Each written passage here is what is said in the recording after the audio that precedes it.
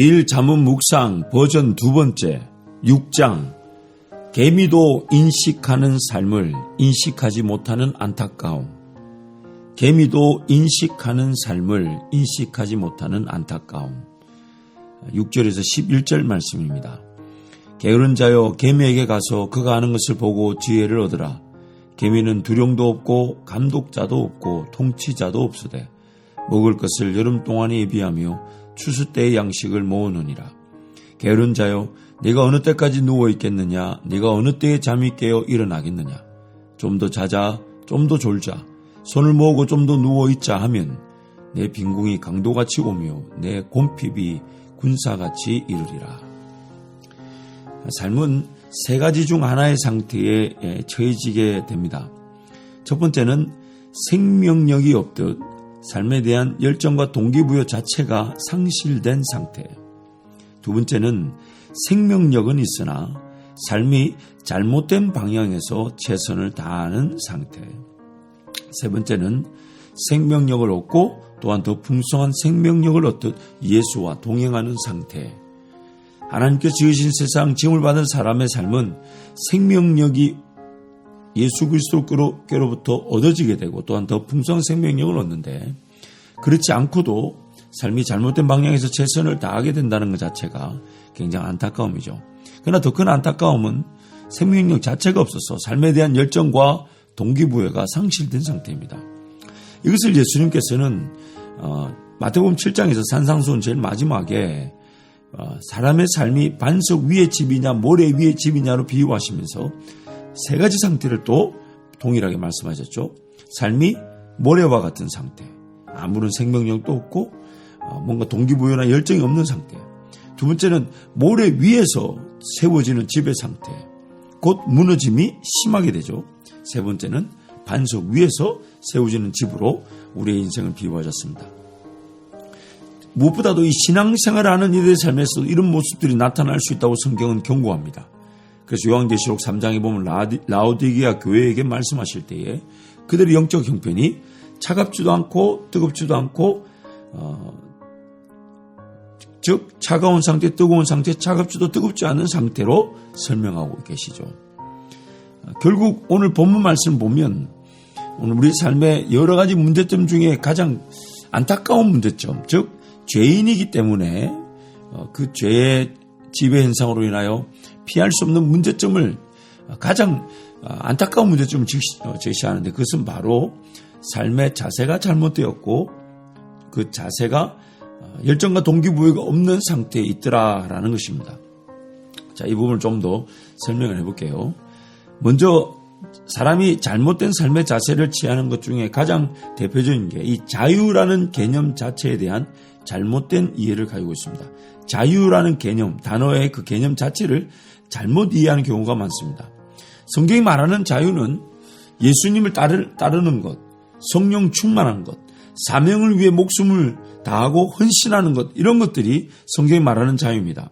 그저 쉬고 여유를 가지고 평안 혹은 편안하고자 하는 것으로 오해되는 경우가 너무 많은데, 성경이 말하는 바는 좀 다른 방향이죠.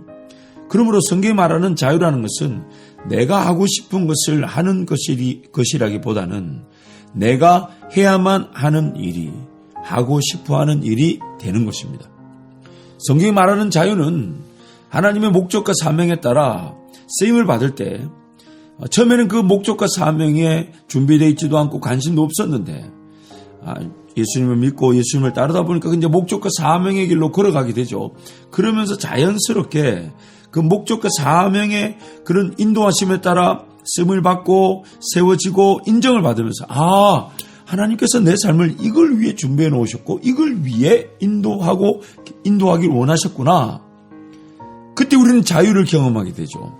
근데 그 자유가 뭡니까? 예수를 따르는 일에서 성령 충만하여 사명을 위해 목숨을 다하는데 내가 해야만 하는 일이, 하고 싶어하는 일이 되는 것이죠. 물론 하나님께서는 구원을 통해 자기 백성들을 부리려는 목적을 가지신 것은 아닙니다. 사람의 삶은 자기만의 사명과 목적에 따라 쓰임을 받을 때 그제서야 행복하고 건강하며 자유하게 됩니다. 하지만 죄로 인해 타락한 사람은 삶의 목적과 이유를 깨닫지 못하는 상태에 처해지게 되었습니다. 그래서 삶을 위한 열정과 동기부여가 지극히 마땅함에도 게으르고 나태할 뿐만 아니라 잘못된 방향을 향해 무조건 최선을 다함으로 서투름과 분주함에 쓰러지고 넘어지게 됩니다. 그래서 생명력이 없이 동기부여가 열정이 상실된 상태는 게으르고 나태한 상태고, 생명력은 있으나 잘못된 방향에 최선을 다하는 상태는 무조건 최선을 다하는 그것이 살아보지 않은, 결코 예측하지 않은 삶의 서투름과 또한 분주함으로 쓰러지고 넘어지게 만드는 것입니다. 자신의 삶을 직시하고 인식할 능력조차 갖추지 못한다는 것, 이게 바로 죄로 인해 타락한 사람의 가장 큰 아픔이죠. 그래서 오늘 6장 6절에서 11절 말씀 보니까 개미들도 그 삶의 필요를 인식할 줄 알고 그 삶을 위해 최선을 다해 사는데, 하물며 만물의 영장이라고 하는 사람은 죄로 인해 타락하여 삶이 무엇인지, 삶의 필요가 무엇인지조차 인식하지 못한 채 살아갈 수 있다는 겁니다. 그래서 좀 더 자자, 좀 더 졸자, 손을 모으고 좀 더 누워있자. 개미들은 그렇게 안 한다는 거예요. 근데 죄로 말미암아 타락한 사람은 삶의 열정과 동기부여가 상실된 채 그냥 삶을 내버려 둘 수 있다는 것입니다. 자신의 삶임에도 자신의 삶을 방자하게 만들고 방임에 처해지게 내버려 두는 것은 죄인들의 엄청난 아픔인 것입니다. 살고 있으면서도 삶에 대한 희망이 없거나 살고 있다는 것 자체가 무슨 의미인지를 모른다는 것은 죄로 인해 타락한 사람의 비참함을 한 단면을 가지고도 분명히 알 수 있게 만들어줍니다. 기어이 자신의 게으름과 나태함으로 인해 좀 더 자자, 좀 더 졸자, 좀 더 눕자 했던 것의 대가를 지불하게 되어 빈궁이, 가난이 강도같이 찾아오게 되고 곰핍이 군사처럼 나를 제압하듯 이르게 된다는 것입니다. 그러나 그것도 사람마다 달라서 그렇게 빈궁이 강도같이 오고 곰핍이 군사같이 이르는 그것도 정도에 따라 달라서 그 정도가 어지간히 견딜 수 없는 정도가 되어야 그제서야 깨닫게 된다는 것이 이 죄인인 우리 사람들의 연약함인 것입니다. 하나님 은혜가 아니면 삶은 버려진 채 혹은 잘못된 방향에서 최선을 다하지만 불태워지듯 버려지게 됩니다.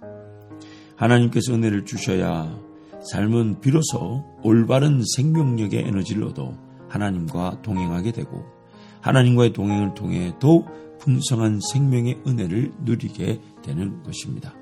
그래서 오늘 정말 하나님을 두렵고 떨림으로 경외, 예배하며 하나님을 기다리며 하나님을 구하는 것은 정말 우리는 뭐가 틀린지도 모른 채 그 자리에 머물러 있기도 하지만 틀린 것을 알아도 헤쳐나오고 빠져나갈 능력이 없는 자들이라는 겁니다.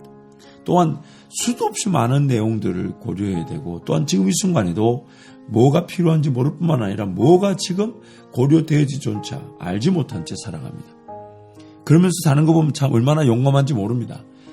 그러니 하나님 은혜로 살아온 것인데, 그렇다면 오늘도 하나님을 더 의지하고 하나님을 더 바라보며 하나님을 더 신뢰하고 하나님을 더 기뻐하는 예배와 기도의 자리에서 하나님을 자꾸 구하고 신뢰하게 된다면 하나님은 지금 이 순간에 하나님을 자꾸 구하고 신뢰하는 것만 해도 나에게 충분한 것임을 임재해 주시고 위로해 주시고 격려해 주시면서 기어이 우리에게 필요한 그 은혜를 베풀어 주실 것입니다.